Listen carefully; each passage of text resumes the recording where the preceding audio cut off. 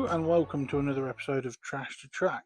Now in this episode I'm going to be looking at this Hornby Class 20 that's been sent in by Ron, because he says that the drive bogey keeps falling out, and it is very loose. It is very loose, comes out very easily, and the model actually, to be honest, doesn't look in too bad a condition.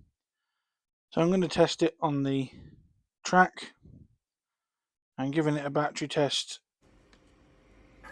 You can hear the motor is spinning, but not a lot else is happening. So I'd imagine the drive shafts come out because the bogey keeps falling away.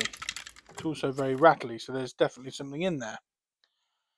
So to remove the body shell on one of these, you have to remove the buffers. Now very gently pull these out. I use these flat grip pliers just to pull them out. They are very tight. Some are tighter than others. And I have actually worked on one of these where they've been glued in, which never helps. But yeah, so you have to pull all four buffers out to remove the body. And obviously this is a railroad model. You can see there that the bogey frame keeps unclipping itself. Very, very loose in there. And I was saying that, yeah, railroad model, and this has its origins in the Lima era. This is a Lima 20 repackaged under the Hornby brand. So this buffer here was particularly tight, and I did think it was going to break, but it does come out eventually. And then there are two clips each side in the battery box area, and then the body shell lifts array. Now this is a TTS sound fitted loco, and you can see the decoder and speaker all set up there. And there's the drive shaft. That was what's rattling about. A fair bit of flash on that, to be honest. Not the best quality, but these are very good actually. The motors on these are really good, and they were in the Lima era. The only thing the Hornby has that are better than Lima is the fact they run on better wheels. So now I've readjusted that drive shaft. You can see now that the actual model is running very nicely, but I'll service it anyway, and obviously we've got to sort that problem out of that loose bogey fitting. Now I'd imagine the plastic has either shrunk or been bent once too many times, and it's just loose in the die-cast chassis. So I'm just testing everything, making sure everything's alright. And overall it doesn't look to be in too bad a condition. It is just that bogey mount that seems to be the problem. I'm going to remove the bogey frame to have a look at the gears, see what the gear train's like, see if there's any old lubrication or anything in there. So you have to remove this screw, and then it lifts away. And there is nothing. There's no fluff or gunk or hair or anything in this model. It is in very, very good condition, which is a nice change really when you're working on these things. It's just a normal buildup of dirt on the pickups and that. So looking at the grease, it's very fresh. There's a little bit of dirt on it that could do with cleaning off, but to be honest, it's one of the cleanest models I've had to work on Trash to Track. So I'm going to have to look at addressing this bogey frame. Now I did look at buying some spares, and they're not very easy to come by, or they're quite expensive, so I tried to think of a solution that I could do on my own. I'm just testing all the gears there, making sure nothing's damaged and there's no hair in them. And there's the motor in this model has been glued in place. That is hot glue in there. Now I don't believe Ron's done this. This is Hornby have done that. That motor is physically glued to the chassis. Now I don't like that, because if that motor failed, you got to try and get that out there, and it's just what a pain that is. I wouldn't have removed the motor anyway, but to glue the motor in place is just ridiculous in my opinion. And you can see the problem we have here. That bogey frame keeps clipping out, undoing the drive shaft, so we're going to have to sort this out. So I've removed the wires so I can get a better look at the bogey frame, and it is one of the clips that has it's bent too forward. It's not damaged. I think the plastic's shrunk, and one of the clips is just not far enough forward to make contact. So what I'm going to do is I'm going to add a bit of plasticard sheath in there, or a plasticard shim, not sheath, a shim of plasticard to push the clip out. Now I'm just removing the top of this here to look at the worm gear. Again, just to check the lubrication, and to be honest, this lubrication is very, very fresh. This model's not very old. I don't think it's just it's not had a, if it is got some age to it, the grease has lasted well, but everything is in tip-top order, so I'm not going to change anything that doesn't need changing. The only thing I will do, just as a matter of course, is I'm going to put a tiny amount of oil on those bearings on that worm gear there, just to make sure they are correctly lubricated, because that does spin at high revolution when the model's running. So this shim of plasticard, I've measured it out and cut it to size, and I'm just going to wipe the pickups just as a matter of course there, just to get anything off there, just to make sure it's all clean. Some people might think, well, he just said it was clean. I mean, it is clean, but it's just worth doing. And I'm just cleaning the inside there where I'm going to glue this plasticard to, so that I'm not gluing it to any grease.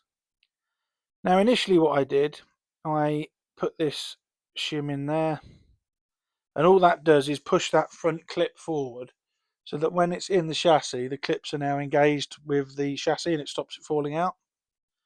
And initially I used Loctite super glue, because I thought that would hold it, but it doesn't, so I have to use a different type of glue, which I'll detail in a moment. I'm just cleaning the wheel treads and wheel backs here. Like I said, very clean model, but it's just something I do as a matter of course anyway, just to make sure that everything is in tip-top condition for when this goes back to run. And the wheels there, you can see these are nice. Flanges are really thin. I'm not sure if these would retrofit into a Lima model, because the motor and bogie tower assembly is the same. It may be worth investigating that in the future. But I've reattached the power leads, the pickup leads, and I put the bogie back into place, just like as so. And then I'm going to put the wheels back in. Now interestingly, when you put the wheels back in this model, the traction tyres sit at opposite ends of the bogie, so you have to make sure you get those gears aligned, otherwise it will just freewheel. And then I'm just going to top that grease up with a tiny amount of this white hobby lube grease, because this just, I mean, it looks a lot on camera, but it's not really. When you think how big those gears are, there's only a small amount. And then the bogie frame can go back on, and that was about all the servicing I did on this model. So once the bogie frame's on, don't forget to screw it back in.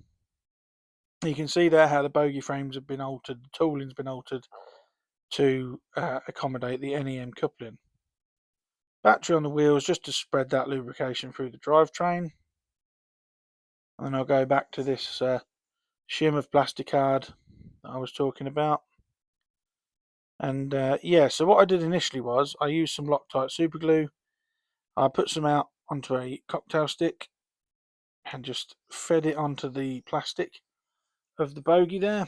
And then once I was satisfied I'd put enough glue on it, a bit on each side, I got the shim of plasticard, which is at the top there, just stabbed my scalpel in it and then pushed it down, forcing the clip forwards and holding the bogie in place. Now it is pretty crucial to measure that correctly. If it's too big, it will push the clip too far forward. But what I found was the super glue would not dry properly on the soft plastic that Hornby use on their models. And although it looked good, it just kept unsticking itself. So in the end, I gave up on this Loctite and I ended up using some of this 2-part epoxy Araldite Gorilla Glue stuff. 5-minute rapid setting. So I put that in there on that shim of plasticard, and that did dry properly and hold it in place. So the only other thing I'm going to do is I'm just going to quickly clean the wheels of the non-driven bogie, because this picks up a power too. And as you can see on that cotton bud, there's very little dirt on this at all. So once those 4 wheels had been cleaned, the body shell was put back on and those buffers were replaced. Now the buffers do go in a certain way. They are circular with they're semicircular, so you have to line them up and push them home to lock the body shell back onto the chassis. And then it's back onto the test track, and the 20 is running. Now I do like 20s, they're one of my favourite class of engine, these and class 40s. And to be quite honest with you, the Railroad 20 that Hornby does, and indeed Lima 20s, if you're that way inclined with Code 100 track, really do look quite good. And they are centrally driven with a nice motor. There's no Lima pancake motor in this model. Even if you do get a Lima one, it is a centrally driven motor with a drive shaft and gear tower, and I think they look nice. It certainly does look like a 20, and it was actually quite nice to have a nice simple restore for once instead of having the complicated strip downs as we normally do. But a couple of other things I've been working on while I was doing that 20. This Hornby Ringfield Duchess, I DCC fitted this and serviced it for Luke. This was a childhood toy, and I did it as a surprise for his father. So when he gave it back to him, he hadn't seen it running for many years, so it's DCC fitted now. And as you can see, I was testing it thoroughly in the garden. And another really good running Ringfield DCC conversion. The Ringfield motor really does I've not experienced a bad one yet. Everyone I've converted has run really, really well.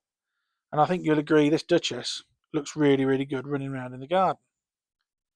And obviously there it is, tender first, going back towards the garage. And another thing I serviced and worked on while I was at it was this Hornby Fowler 4P tank. This was done for a chap called Jonathan who sent it in, and this was thoroughly serviced, cleaned up, and obviously as you can see here, DCC fitted. And these 4P tanks in this LMS maroon livery, they really are quite nice. Mine's black. I've got two, an LMS black one and a BR black one, but this LMS crimson really does look nice on this model, especially with the yellow lining on the wheels. So that was just a couple of other things I did whilst that 20 was in the workshop as well. I thought I'd include them in this video because otherwise the video would have been really, really quick. And I thought you'd appreciate some footage of other locos, etc., running around in the garden, especially when they look as good as these do. And here we have the 4P tank coming up the incline into the station underneath the plum tree.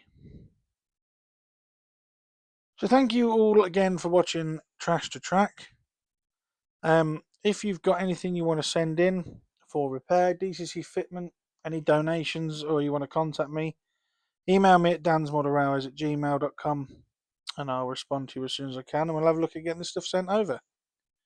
So I'll leave you now with Ron's 20 running around in the garage on a short rake of newspaper vans and parcel govs, and it also ventures out into the garden before I packed it up and sent it back to Ron. So thank you all so much for watching Trash to Track. Please like, share and subscribe, and I'll catch you all in the next video. Bye for now.